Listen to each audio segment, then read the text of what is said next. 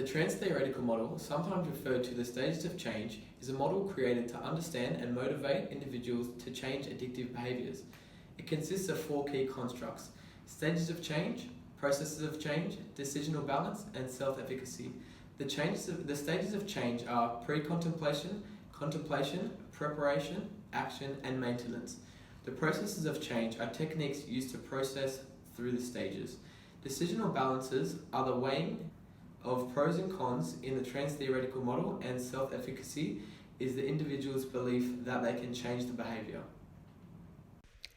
Our client Tim is a 26-year-old male who often eats fast food to save time in his busy schedule. He had a car accident 4 years ago, resulting in a left arm amputation, and since feels out of place whenever he is around the gym-like environment, where others use both arms to lift weights and train.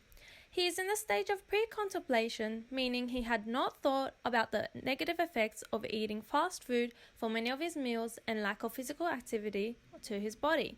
He had been referred to an exercise physiologist by his GP for a weight management program, as he is on the verge of being considered obese, even though he doesn't want to go.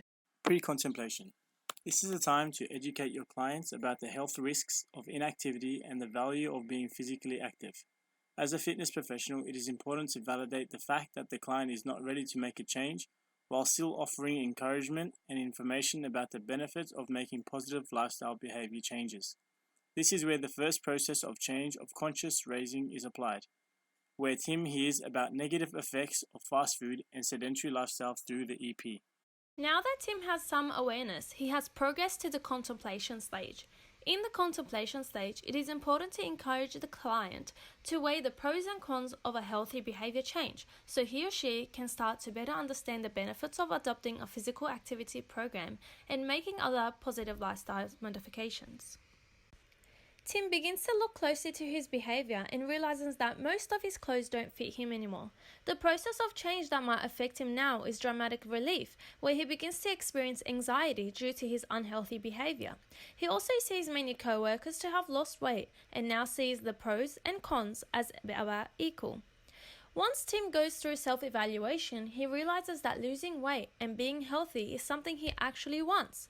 Tim now recognizes that the benefits of healthy eating and exercise outweighs the cons. Environmental re-evaluation is when the individual realizes their unhealthy behavior affects others. Tim realizes that he can't keep up playing with his kids in the backyard. This leads him to the preparation stage of the Transtheoretical model. At this stage, Tim thinks about how he could lose the weight. He discusses his goals of losing weight with his wife and EP and realizes that the people around him which enable him to believe in himself. Tim is now excited to continue seeing the EP and start his weight management program. As an exercise physiologist, it is important to be aware of Tim's condition and his feelings around intimidating gym environments. As an EP, we should help and guide Tim preparing for his journey of weight loss through not only exercise prescription, but also through giving him dietary recommendations. Once he starts to participate in the prescribed training program and start eating healthier, he is in the action stage. This is where the old behaviour is altered and it is hard to adapt to and maintain the new behaviour. At this stage, it is important for the EP to help Tim maintain these healthy lifestyle behaviours, such as through substituting unhealthy behaviours to healthy alternatives.